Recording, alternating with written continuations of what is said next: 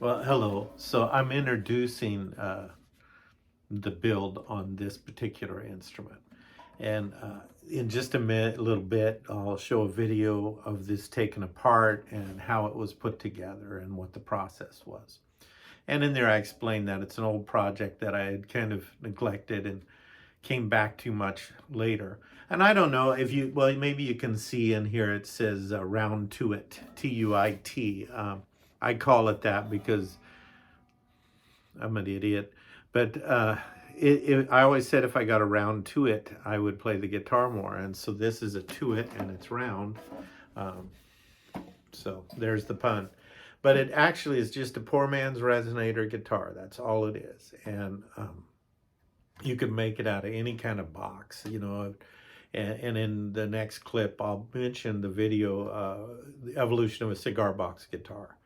And if you ever watch that, you'll see that that's about as low key as it gets. That was a 5-string instrument. I no longer own that particular instrument. A friend has it, but I just was experimenting and it evolved into this resonator, and each change made a difference in sound. And so I'll be explaining that.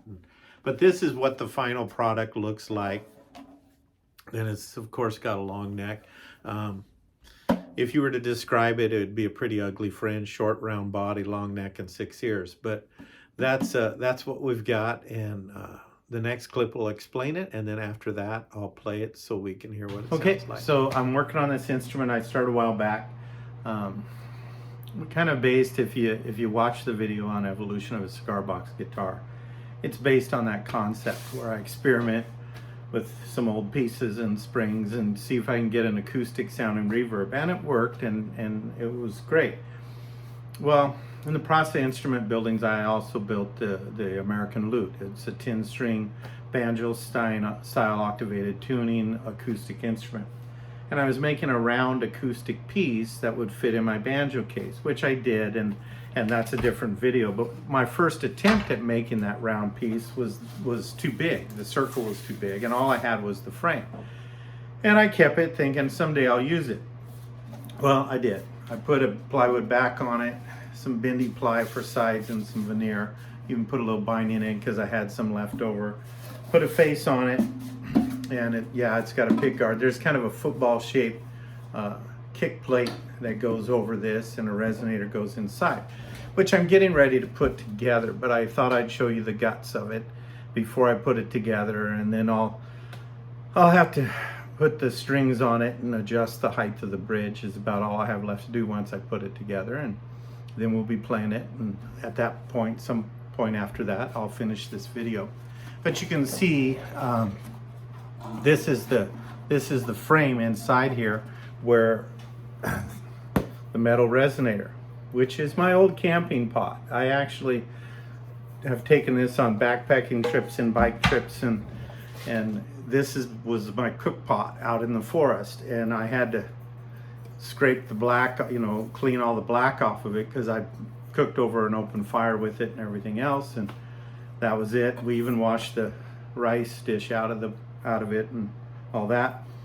So it's just an old stainless steel pot, and I took the handle off, but it rings. And so it's gonna fit right in here, just like that. And that's the resonator, and the bridge will sit on that, and that'll make a tone that'll ring through the instrument and come out the sound hole. If we look, I mentioned the kick plate cover goes over it and screws to the face plate, and it'll end up looking like that. And it's kind of a cool look, and the purpose of the kick plate is just to cover up where I had to make room to work on everything inside of this.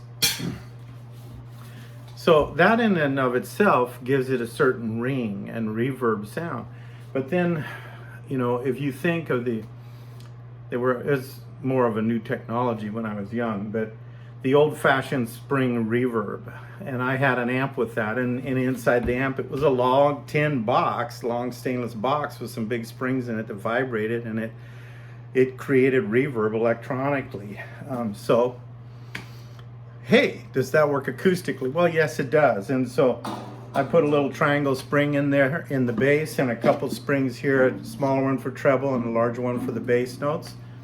And then if you listen, you can hear the springs vibrate inside there. So if you add that to the pan with your strings on it, it gives it a really interesting sound. So that's what we're working on, all acoustic. I'm not putting any electronics in this thing at all. For the neck, I just put a good heavy block in there because I don't care how much of the sound well is taken up, because it's a resonator. It's not like I'm trying to get sound from the open box itself. And that means it just has a neck that fits in place and just fits right in there and bolts on. And it's an electric guitar neck. This happens to be a 24 fret neck that I got online and made fit. And usually an electric guitar neck bolts on from the back. There's a screw plate and 4 screws that bolt through it and hold it on from the back. And I could have done that with really long bolts. I've done that in the past. But I just thought, because it's kind of a industrial looking thing and it's unusual, I elected to just drill holes and countersink some stainless steel frets right in the fretboard and just bolt that neck down that way. Should work. So we'll find out if I'm right in a little bit here. And like I said, I'll get it done, and then when we're done, we'll finish the video and you can see what you think. It's pretty easy to create that. Anyone could build a resonator. This is all plywood. It's not any special wood. It's just 1/8 inch plywood on the front and back. Put bendy ply around the sides because I had some. But it doesn't have to be round. It could be square. You know, you could box it in with just hardwood on the sides in a square box, or plywood, thicker plywood, and then just cover the front and back with plywood like I did on the cigar box. That video is evolution of a cigar box guitar. So you'd go on the channel that you're watching, you'd click playlist, and you'd see instrument builds, and in there you'd see the different builds. And this is kind of just a further development of the concept.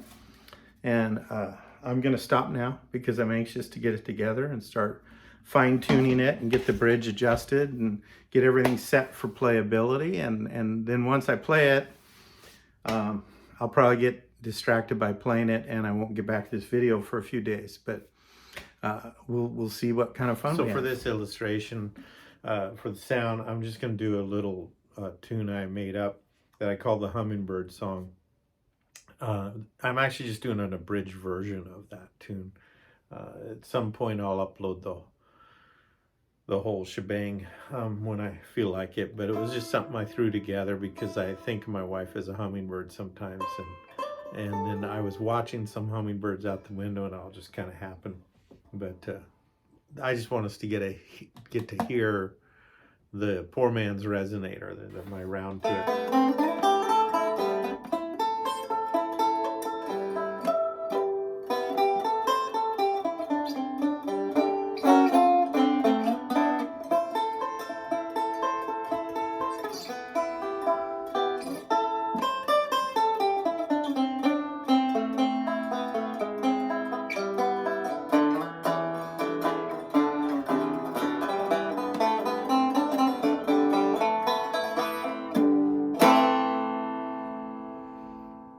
So that's the Hummingbird Song, bridge version on a poor man's resonator. Hope you enjoyed the video and hope you feel like trying it sometime. It's not a hard thing to build.